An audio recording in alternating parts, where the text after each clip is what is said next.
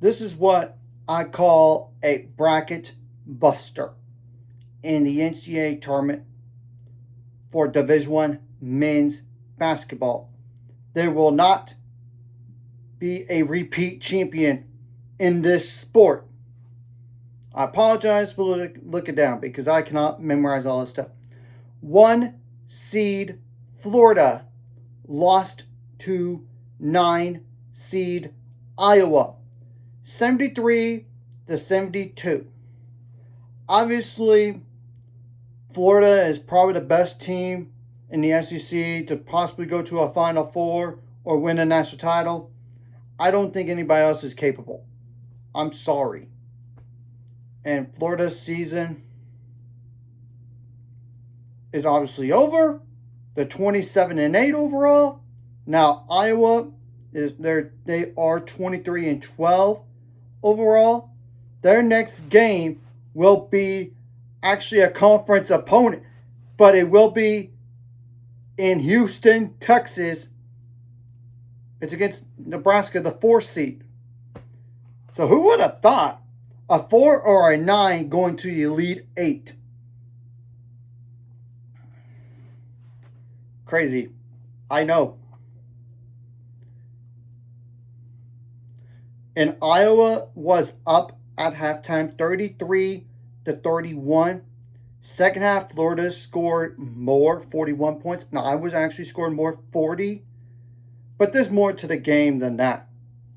This is why I'm going to go over the last minute of the game. This is besides the stats, of course.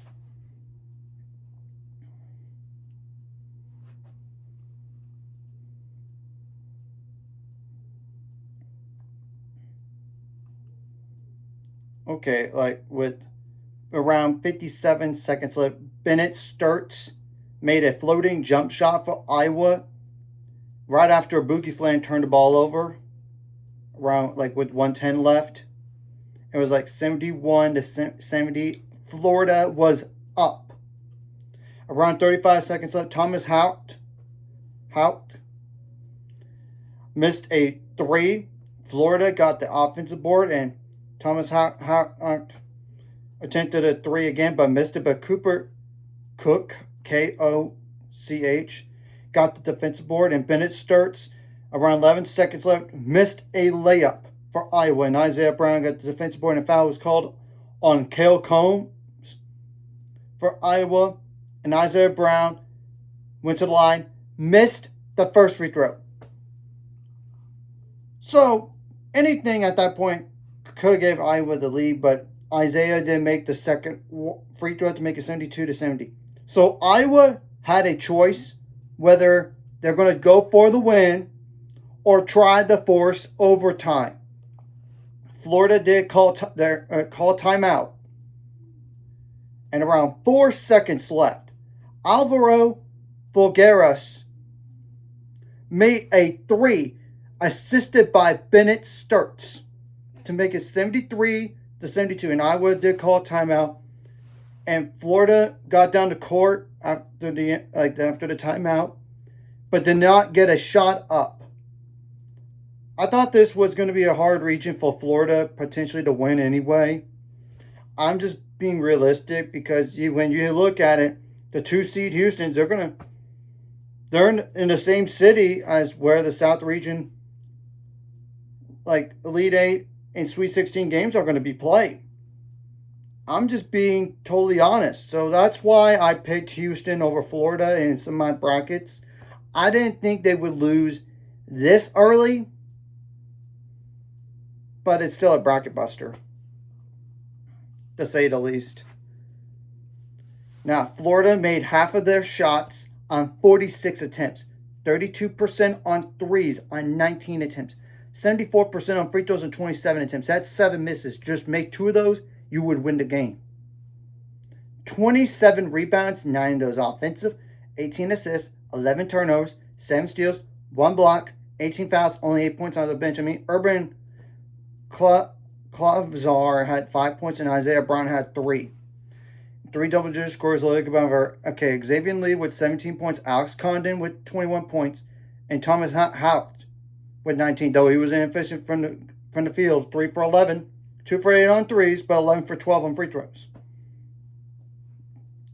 And one player scored 6 more points this game. I mean, that was Boogie Fland with 7. And Ruben Chinulu is a double-digit scorer. He had a nothing burger in this game.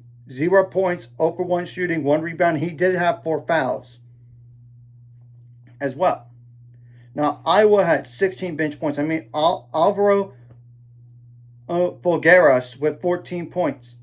None bigger than that last 3-pointer he made, obviously. And made all 6 free throws. 3 for 5 shooting, 2 for 4 on threes. And 2 from Tate Sage. 4 double-digit scores. Look at Bumfer. Tavion Bakes with 20 points. Bennett Sturts had 13 points, though. He was inefficient. 5 for 16 from the field. 0 for 9 on threes. 3 for 4 on free throws. Cooper Koch, or Koch, had 12 points. And then, obviously, Alvaro with 14 points. So that's 25 plus 20. That's 45 points right there. Plus 14, that's 59 points.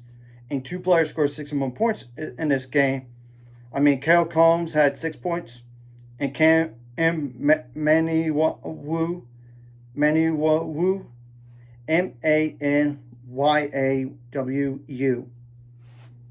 had 6. So, Iowa shot 51% from the field on 51 attempts, 29% on threes on 24 attempts, 64% on free throws on 22 attempts. You got to shoot a little bit better on free throws in the next game. I'm just saying that right now. Even if you beat Nebraska, you're going to have to shoot a lot better than that against Houston. I don't see Houston losing the Sweet 16, but you never know. 27 rebounds, 10 of those offensive. 14 assists, 10 turnovers, 4 steals, 19 fouls. Now I'm going to go to the points on turnovers, points on the paint, fast break points as well. Now, points on turnovers did favor Iowa in this game, 11-8. Same thing goes for the fast break points, 9-7. And points in the paint favored Iowa as well, 32-30. We're going to have to honestly wait and see what Iowa does against Nebraska. Nebraska did defeat them in overtime recently on March 8th, but that was at Nebraska. You got to keep that in mind. And Iowa actually defeated Nebraska the first time this year on February 17th, 57-52. So somebody is going to go to the Elite Eight and get a second win over a conference opponent. We're going to have to wait and see what happens. So anyways, if you like this content, hit the like, subscribe button. See you guys later on the road. 800 subscribers, of course, ultimate goal is 1,000 more. So remember, this course, live video. Comment video really helps YouTube algorithms. Some more people share the videos help as well. So more people can watch it. If you're watching and not subscribed, hit subscribe button, turn the notification bell as well. And this is what I call the biggest upset in the NCAA tournament up to this point as well.